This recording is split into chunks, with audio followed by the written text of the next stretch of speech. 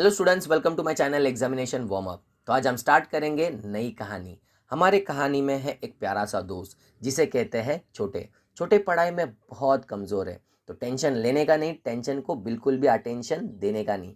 तो आज से हम चालू करेंगे छोटे की पढ़ाई ज़बरदस्त तरीके से। तो छोटे की पढ़ाई की गाड़ी पटरी पर चढ़ाने के लिए तैयार हो जाओ।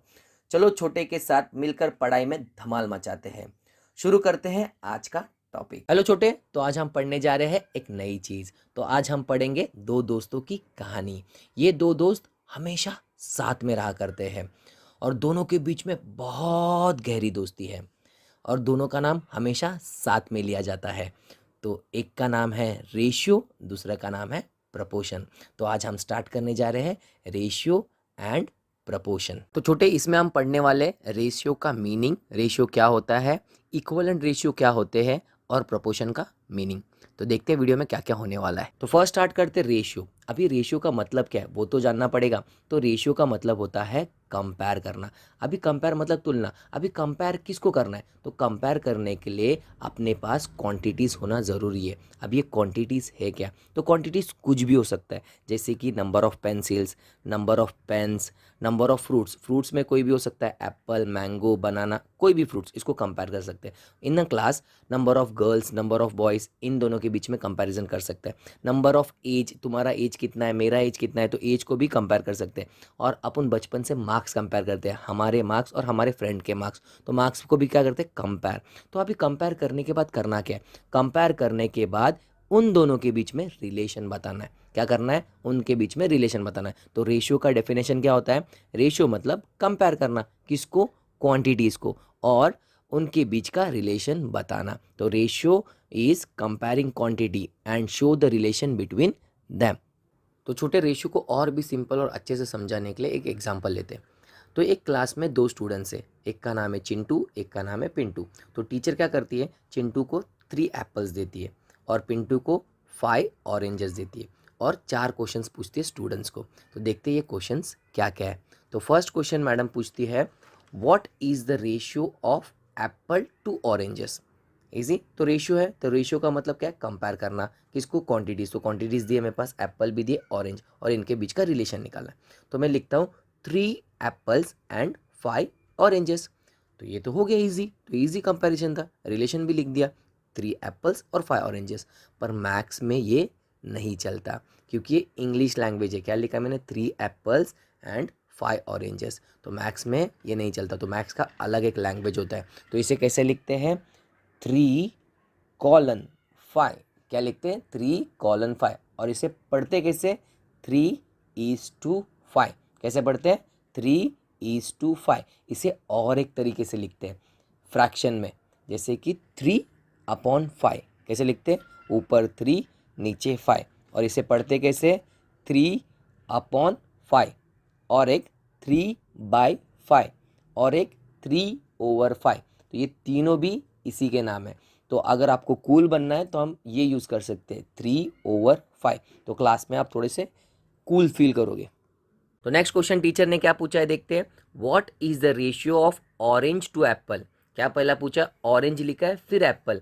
इसके प्रीवियस क्वेश्चन में क्या पूछा था? एप्पल और ऑरेंज का रेशियो निकालने बोला था। अभी क्या बोला? ऑरेंज और एप्पल। इजी है। तो फर्स्ट क्या लिखा है? ऑरेंज। तो टोटल ऑरेंज काउंट करेंगे, हमारे पास कितना है? 1 2 3 4 5। तो टोटल ऑरेंजेस कितना है? 5। तो 5 लिखना है, बीच में क्या लिखना है? इज टू मतलब कॉलन, ये 2 डॉट। इज टू एप्पल कितने हैं? 1 2 3। तो 5:3 हो गया। इतना ही है रिलेशन। और फ्रैक्शन में कैसे लिखते हैं? 5/3। इजी। नेक्स्ट क्वेश्चन देखते हैं, टीचर ने क्या पूछा है।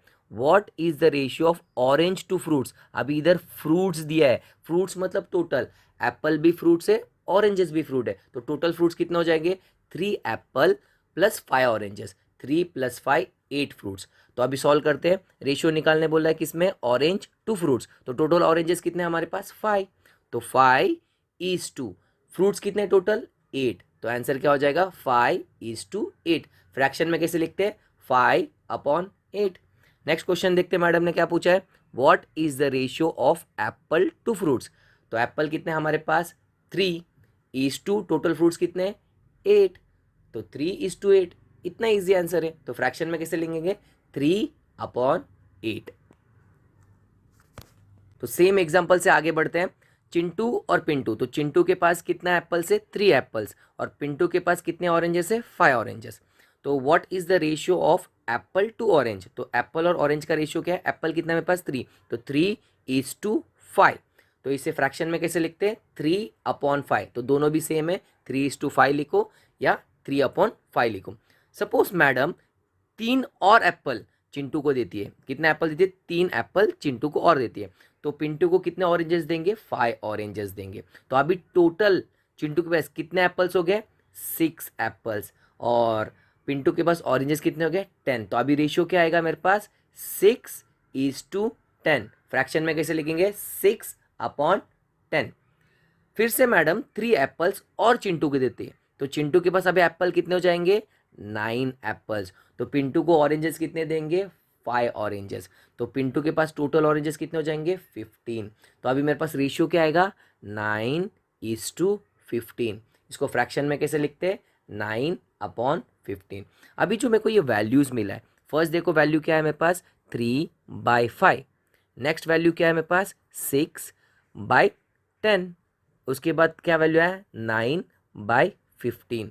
तो ये वैल्यूज़ को बोलते हैं इक्विवेलेंट रेशियोज। क्या बोलते हैं, इक्विवेलेंट रेशियोज। अभी इक्विवेलेंट क्यों बोलते हैं, अगर मैंने इसको सॉल्व करूंगा 6/10 इजी, तो 6 किससे डिवाइड होता है, 2 से, और 10 भी किससे डिवाइड होता है, 2 से। अगर मैं इसको डिवाइड करूंगा तो मेरे पास आंसर कितना आएगा, 3/5। कितना आ गया, 3। सेम 9 और 15 को डिवाइड करता हूँ 3 से, 9/3 और 15/3, तो 9 3 से कितने में आता है, 3 जा और 15 5 जा, तो मेरे पास वैल्यू कितना है, 3/5। तो मेरा फर्स्ट जो था, फर्स्ट रेशियोज कितना था, एप्पल कितने थे, 3 और ऑरेंजेस कितने थे, 5। तो हमेशा मेरे को 3/5 3/5 3/5 ही आएगा। तो ये जब मेरे पास आंसर सेम रहेगा तो इसे बोलते इक्विवेलेंट रेशियो। समझ में आया इक्विवेलेंट रेशियो। तो इक्विवेलेंट रेशियो समझने के लिए और एक एग्जांपल लेते हैं। सपोज मेरे पास एक रेशियो है 2/7। अभी इसका इक्विवेलेंट रेशियो निकालना है, तो 2/7 लिखना है, कोई भी एक नंबर से मल्टीप्लाई कर सकते हो। तो सपोज मेरे पास है 3, तो 3 ऊपर भी मल्टीप्लाई करना है, 3 नीचे भी मल्टीप्लाई करना है, तो 2 3 जा 6, 7 3 जा 21, तो 6/21 इज इक्विवेलेंट रेशियो ऑफ 2/7। और एक इक्विवेलेंट रेशियो निकालना है, तो 2/7 लिखना है, इंटू 5 नीचे भी और इंटू 5 इजी, तो 2 5 जा 10, 7 5 जा 35, तो 10/35 is the equivalent ratio of 2/7। तो ऐसे इक्विवेलेंट रेशियो निकालते हैं। तो छोटे रेशियो के बारे में बहुत कुछ जानकारी मिल गया होगा। तो अभी आगे बढ़ते हैं नेक्स्ट टर्म की तरफ, प्रपोर्शन। तो प्रपोर्शन के लिए हमें चाहिए 2 रेशियो। अगर मेरे पास 2 रेशियो है तो ही मैं प्रपोर्शन को डिफाइन कर सकता हूँ, तो ही मैं प्रपोर्शन को बता सकता हूँ, नहीं तो मैं प्रपोर्शन को बता नहीं सकता हूँ। तो सपोज मेरे पास 2 रेशियो है, मिल गया। अभी रेशियो को करना क्या है, अगर ये 2 रेशियो इक्वल है, क्या है, इक्वल है, तो हम कह सकते हैं ये 2 रेशियो प्रपोर्शन में है। अगर ये 2 रेशियो इक्वल नहीं है तो ये दोनों रेशियो प्रपोर्शन में नहीं है। तो एक एग्जांपल लेते हैं और सॉल्व करते देखते हैं। जो प्रीवियस अपन एग्जांपल लिया था वो एग्जांपल को फिर से सॉल्व करते हैं। फॉर एग्जांपल सपोज मेरे पास फर्स्ट रेशियो है 3:5 और सेकेंड रेशियो है 6:10। सिंपल। अगर ये 5 और 6, ये 5 और 6 को बोलते हैं मीन्स। क्या बोलते हैं, मीन्स। और जो 3 और 10 इसको बोलते हैं एक्सट्रीम्स। क्या बोलते हैं, मीन्स और एक्सट्रीम्स। अगर 5 और 6 को मैं मल्टीप्लाई करूंगा, क्या करूंगा, 5 और 6 को मल्टीप्लाई करूंगा तो कुछ तो आंसर आएगा। तो क्या आंसर आएगा, 5 6 जा 30, और 3 और 10 को मल्टीप्लाई करूंगा तो क्या आंसर आएगा, 30। अभी इधर ऊपर भी 30 है, नीचे भी 30 है, तो ये दोनों रेशियो इक्वल है, तो हम कहते हैं ये दोनों रेशियो प्रपोर्शन में है। अगर मैं इसको फ्रैक्शन में लिखता हूँ 3/5 इक्वल टू 6/10, अभी ये फ्रैक्शन में लिखा, अभी इसको कैसे फाइंड करेंगे, ये इक्वल है क्या नहीं है, तो इसमें क्रॉस मल्टीप्लाई करना रहता है। क्या करना रहता है, क्रॉस मल्टीप्लाई। तो 3 10 जा कितना आएगा, 30, 5 6 जा 30, तो दोनों भी आंसर 30 30 आया। तो ये रेशियो क्या है, ये रेशियोज प्रपोर्शन में है करके बोल सकते हैं। फॉर और एक एग्जांपल लेता हूँ। सपोज मेरे पास एक रेशियो है 1:2 इक्वल टू 4:6, तो 2 और 4 मीन वैल्यूज है और 1 और 6 एक्सट्रीम वैल्यूज है। तो 2 4 जा होता है 8 और 1 6 जा होता है 6, तो 8 और 6 तो इक्वल नहीं है, तो ये रेशियो प्रपोर्शन में नहीं है। समझ में आया छोटे, प्रपोर्शन मतलब क्या, बहुत ईजी था। Thank you for watching. मिलते हैं अगले लेक्चर में, तब तक टाटा बाय बाय।